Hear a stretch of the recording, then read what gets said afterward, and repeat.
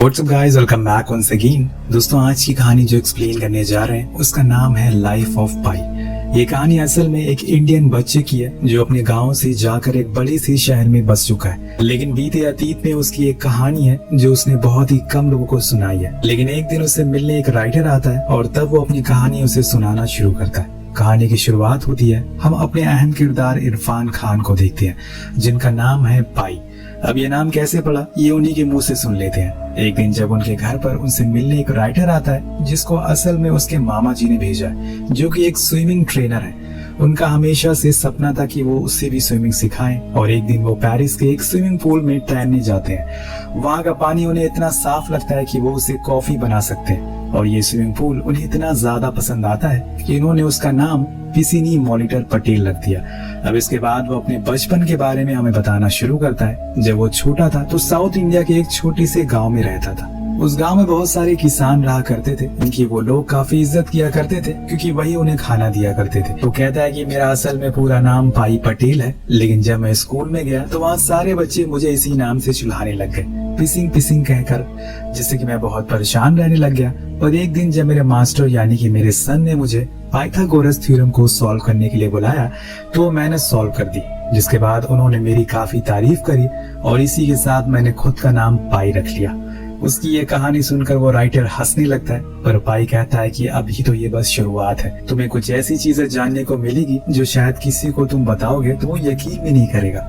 इसके बाद वो अपने परिवार के बारे में बताना शुरू करता है और कहता है कि उसके अप्पा जो कि एक नास्तिक थे, वो एक जू के मालिक थे, लेकिन उसकी माँ एक बहुत ही धार्मिक थी और सारे हिंदू गॉड को मानती थी, पर उन्होंने कभी भी उसे किसी भी गॉड के बारे में नहीं बताया। ऐसा उन्होंने क्यों किया ये तो उसे भी पता नहीं है। इसलिए मैंने सारे धर्मों को फॉलो करना शुरू कर दिया, क्योंकि हमें सर झुकाना सुनने वाला चाहिए, चाहे वो किसी भी धर्म या फिर किसी भी जाति का क्यों ना हो, वो सुन लेगा।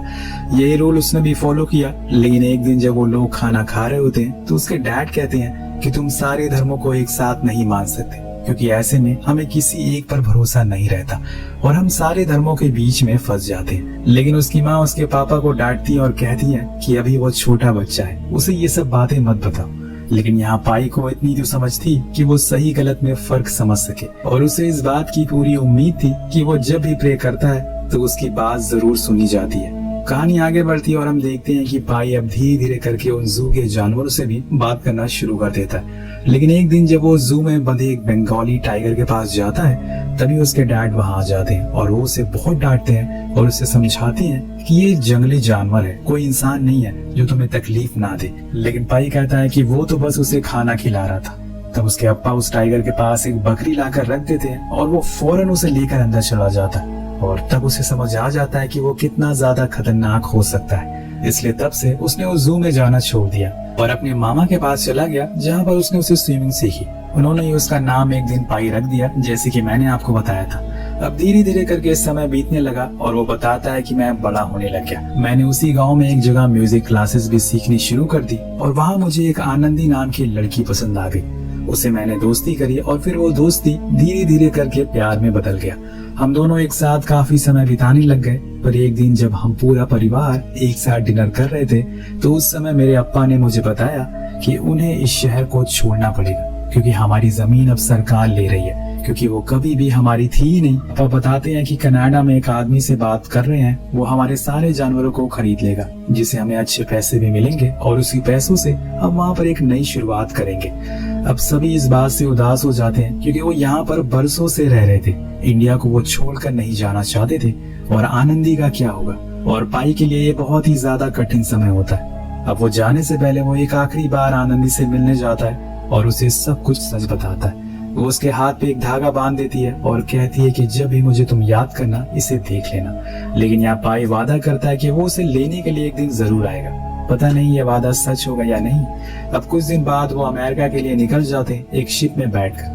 उनके साथ जू के सारे जानवर भी थे। वो निकल गए थे एक पराये देश की ओर, जिसके तौर तरीके के बारे में उन्हें कुछ पता नहीं था, पर यही सच्चाई है और हमें ये कबूल करना होगा। यहाँ पर हम देख पाते हैं कि शिप में ज्यादातर लोग नॉनवेज थे और इसीलिए जब पाई की अम्मा अप्पा खाना खाने के लिए जाते हैं तो वहाँ का शेफ उनसे लड़ाई कर लेता है। वो उनसे कहता है कि अगर तुम्हें वेज खाना है तो खुद ही बना लो, और इस बात से उनकी हाथापाई हो जाती है। लेकिन थोड़ी देर बाद सब कुछ शांत हो जाता है। तो उनके पास एक कोरियन आदमी आता है जो उन्हें बताता है कि यहाँ पर वेज के नाम पर सिर्फ राइस है।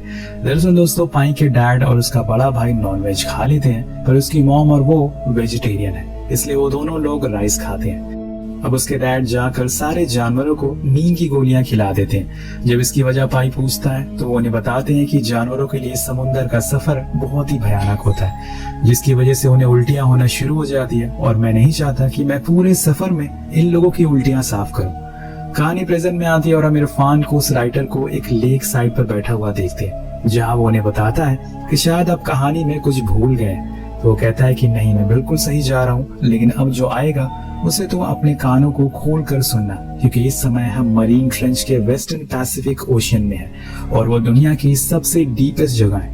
अब देर रात को जब पाई सो रहा होता है तो उसे महसूस होता है कि शिप बहुत ज्यादा हिल रही है। उसे कई झटके भी लगते हैं, इसलिए वो बाहर आता है और देखता है कि तेज बारिश हो रही है और तूफान भी आया है। उसे देखकर वो बहुत खुश होता है और एंजॉय करना शुरू कर देता है, लेकिन कुछ देर बाद ये एंजॉय उसके लिए मुसीबत बन जाती है, क्योंकि शिप बहुत ज्यादा हिलना शुरू हो गया था लहरों की वजह से, और इसी वजह से अंदर पानी भरना भी शुरू हो जाता है। वो फौरन अपनी फैमिली के पास जाता है ताकि उन्हें बचा सके, लेकिन तब तक शायद बहुत देर हो चुकी थी, क्योंकि शिप आधा डूबने लगा था। सारे जानवर उसमें बहना शुरू हो गए थे और यहाँ वो शिप भी अब डूबने लगता है। जितने भी लोग उसमें बचे थे वो लाइफ बोट को नीचे फेंकना शुरू कर देते हैं, जिसमें पाई भी जाता है, पर वो कहता है कि उसके डैड को स्विम करना नहीं आता, इसलिए वो उन्हें इस बोट पर आने को बोले। लेकिन तभी एक डरा हुआ ज़ेब्रा आकर उस बोट में कूद जाता है, जिसकी वजह से उसकी रस्सी टूट जाती है और पाई उस ज़ेब्रा के साथ ही पानी में कूद जाता है। उसके बाद जो बोट थी वो भी उससे दूर चली गई थी और पानी में डूबते हुए वो शिप को देख रहा था। शायद शिप में कोई भी जिंदा नहीं बचा। इस तूफान में उसका पूरा परिवार जा चुका है, या फिर कोई चमत्कार होगा, ये तो हमें आगे ही पता लगेगा।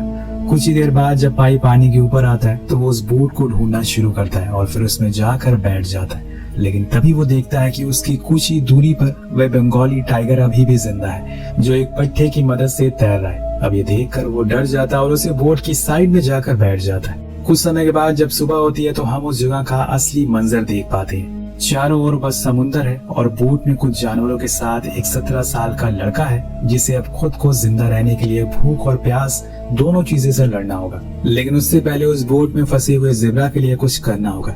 लेकिन दोस्तों, यहाँ बस एक ही जानवर नहीं था, बल्कि वहाँ पर एक लकड़बग्घा और एक गोरिल्ला भी था, जो कि लकड़बग्घा एक मांसाहारी जानवर होता है, जिस वजह से वो ज़ेब्रा को मारने की कोशिश करता है। लेकिन पाई उसे बचाता है, पर इतने में वो गोरिल्ला आकर उसे मारना शुरू कर देता है और इसी चक्कर में वो ज़ेब्रा मारा जाता है, जिसे पाई को बहुत बुरा लगता है। फिर एक और चीज उसे पता चलती है कि वो टाइगर रात को छुपकर उसी बोट में आकर बैठ गया है, और जब वो बाहर आता है तो सभी उसे देखकर हैरान थे और डरे हुए थे कि ये एक भूखे टाइगर के सामने बैठे हैं। वो सबसे पहले तो उस लकड़बग्घे को मारता है और इसके बाद उसका शिकार शायद पाई था। लेकिन पाई इतनी देर में एक छोटी सी राह बना लेता है, क्योंकि यहाँ इस बोट पर रहना उसके लिए सही नहीं है। लेकिन इससे पहले उसे कुछ सामान मिल जाता है उस बोट में रखा हुआ, जिसमें कुछ पानी की कैन थी और कुछ चॉकलेट बार भी थे, जिन्हें वो खा लेता है। पर ये ज्यादा दिनों तक चलने वाले नहीं है, जो कि उसे सच में पता था।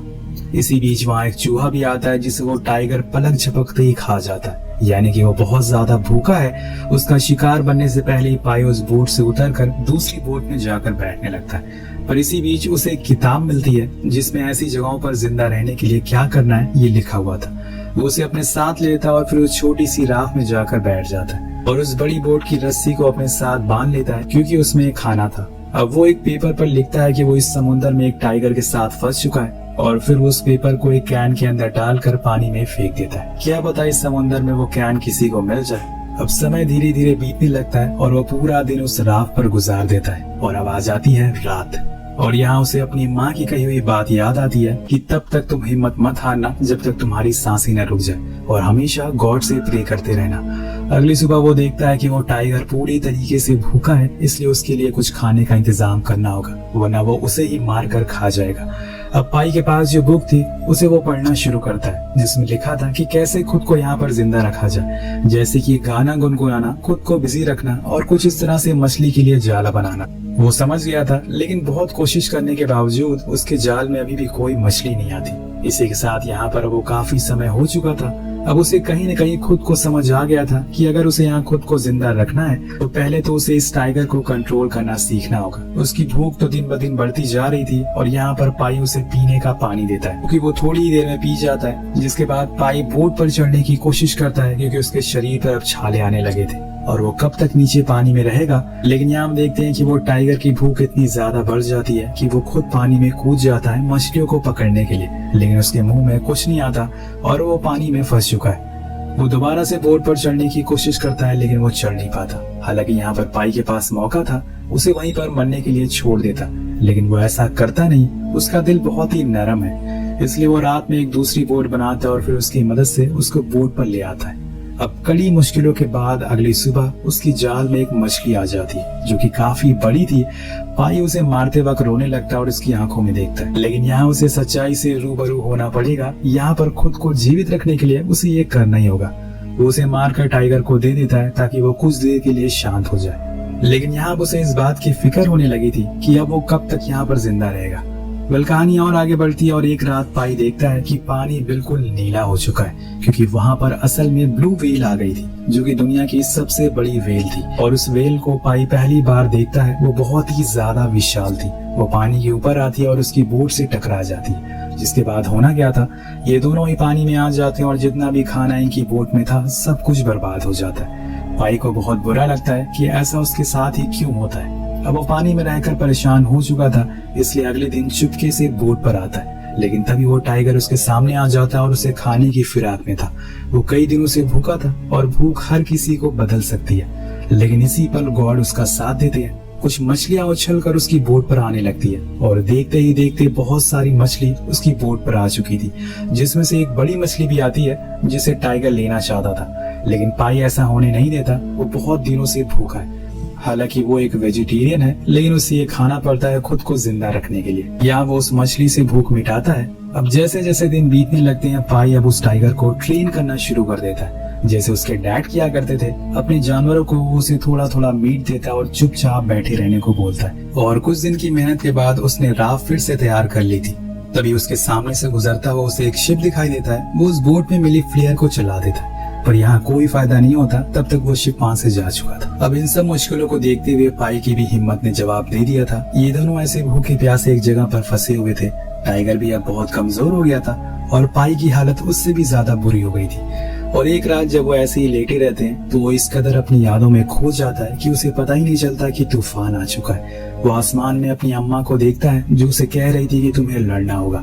जिसके बाद वो एक तेज लहर आकर उसकी बोट को पलट देती है, लेकिन पाई उस बोट को फिर से सीधा करता है और उसमें जाकर बैठ जाता है। अब उस तूफान से बचने लगता है, लेकिन उसे कुछ समझ नहीं आता। वो टाइगर से कहता है कि देखो हमारी मदद गॉड कर रहे हैं, वो हमें पानी दे रहे हैं। लेकिन वो तूफान अब और तेज हो जाता है, इसलिए वो गॉड से प्रे करता है कि गॉड हमें माफ कर दो, आप बहुत ज्यादा दयालु हो, मैं आपके सामने सरेंडर करता हूँ। गॉड आपको क्या चाहिए हम लोगों से। हम उस तूफान को देख पाते हैं जो कि बहुत ही ज्यादा भयानक था और इसमें बड़ी बड़ी शिप डूब जाती हैं, तो ये एक छोटी सी बोट क्या है। अब रात भर वो दोनों तूफान से लड़ते रहते हैं और गॉड से प्रे करते रहते हैं। हम देख पाते हैं कि पाई से ज्यादा तो वो टाइगर अब डर चुका है। सुबह जब उसकी आंख खुलती है तो वो देखता है कि भीगने की वजह से टाइगर की तबीयत खराब हो गई है। वो उसके पास जाता है और उसे सॉरी कहता है और उसे अपने गोद में रखकर प्यार करने लगता है, जिसे वो थोड़ा अच्छा महसूस कर सके। अब कुछ दिन और बीत जाते हैं और उन्हें ऐसे फंसे हुए तकरीबन 1 महीने से ज्यादा का समय हो गया था। कुछ समय के बाद जब पाई की आंख खुलती है तो वो देखता है कि उसकी बोट एक आइलैंड के पास रुकी है।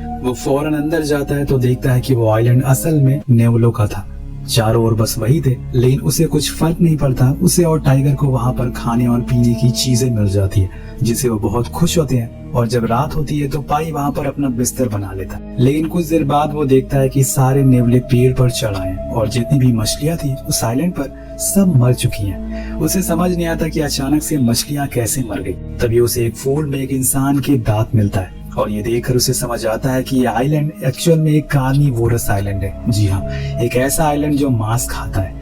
यहाँ का पानी दिन के समय जितना साफ होता है, रात में वो पूरी तरह से एसिड बन जाता है जो मछलियों को खुद में समा लेता है। और यहाँ के पेड़ भी जहरीले बन जाते हैं, यहाँ के फल जहरीले बन जाते हैं, इसलिए यहाँ पर रहना सही नहीं है। अब वो उस दांत के बारे में उस राइटर को भी बताता है कि शायद यहाँ पर उसे पहले कोई आया हो शायद उससे पहले यहाँ पर भी कोई आया होगा और उसे इस जगह की सच्चाई पता नहीं होगी।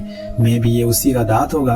अब अगले दिन वो वहाँ पर जितना भी हो सके अपने और टाइगर के खाने का सामान रख लेता है और फिर जाने लगता है। पर टाइगर वहाँ नहीं आता, उसे सीटी मारकर अपने पास बुलाता है, लेकिन तभी वो उसकी बात नहीं सुनता। तो तब जाकर वो उस टाइगर का असली नाम पुकारता है, यानी कि रिचर्ड पार्कर। जैसे ही वो उसे पुकारता है वो भागते हुए उस बोट में आकर बैठ जाता है, जिसके बाद वो दोनों अपना सफर फिर से शुरू कर देते हैं और कुछ दिन के बाद वो मैक्सिकन बीच पर पहुंच जाते हैं। लेकिन अब पाई और रिचर्ड की हालत बहुत ही ज्यादा खराब हो चुकी है। वो दोनों हड्डी का ढांचा बन चुके थे। पर यहाँ रिचर्ड आगे जाने लगता है और पाई इसी उम्मीद में उसे देखता रहता है कि वो एक बार उसे मुड़कर जरूर देखेगा, लेकिन ऐसा नहीं होता। कुछ देर बाद वहाँ पर कुछ लोग आते हैं जो पाई को उठाकर ले जाने लगते हैं, पर वो बिलक बिलक कर रोना शुरू कर देता है, एक बच्चे की तरह। वो बच गया था इसलिए नहीं, बल्कि उसने उस टाइगर को आखिरी बार अलविदा नहीं कहा और इसीलिए वो रो रहा था। काश आखिरी बार वो उसे बोल पाता कि रिचर्ड, हमने जो साथ वक्त बिताया वो बहुत ही अच्छा था, मेरा साथ देने के लिए शुक्रिया। यहाँ प्रेजेंट में आते हैं। इरफान राइटर से बोलता है कि मैंने अपनी जिंदगी में सब कुछ खो दिया, मेरे अम्मा अप्पा, मेरा भाई, मेरा जू, लेकिन सबसे दुख की बात पता है क्या है? मुझे वक्त नहीं मिल पाया उन्हें आखिरी बार गुड बाय बोलने का, अलविदा कहने का। मैं अपने पिता को कभी थैंक्स नहीं बोल पाया, जिन्होंने मुझे हर चीज सिखाई, और यही चीज मुझे सबसे ज्यादा दुख पहुंचाती है। काश मैं सभी को एक आखिरी बार अलविदा बोल पाता। इसलिए अलविदा कहना जरूरी है। वो हमें संतुष्टि देता है, हमें पूरा करता है। वो राइटर को ये भी बताता है कि हॉस्पिटल में मुझसे मिलने के लिए उस शिप की ओर से 2 लोग आए थे इंश्योरेंस के लिए, लेकिन जब मैंने उन्हें अपनी कहानी बताई उन्हें यकीन ही नहीं हुआ कि मैंने वो आइलैंड देखा है, मेरे साथ एक टाइगर भी था।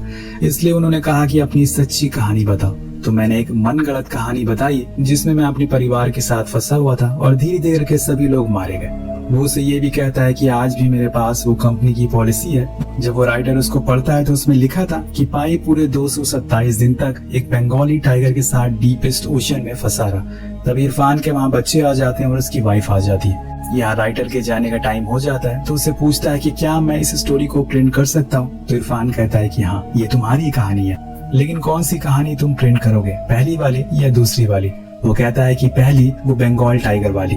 दोस्तों, आपको क्या लगता है कि क्या पाई की ये कहानी एक सच में एक हकीकत थी या फिर एक मनगढ़ंत कहानी? क्योंकि ऐसे किसी इंसान का 227 दिन तक एक बंगाल टाइगर के साथ दुनिया का सबसे गहरे ओशियन में फंसे रहना संभव है या नहीं? नीचे कमेंट करके जरूर बताएगा। मिलते हैं अगली वीडियो में, पीस आउट।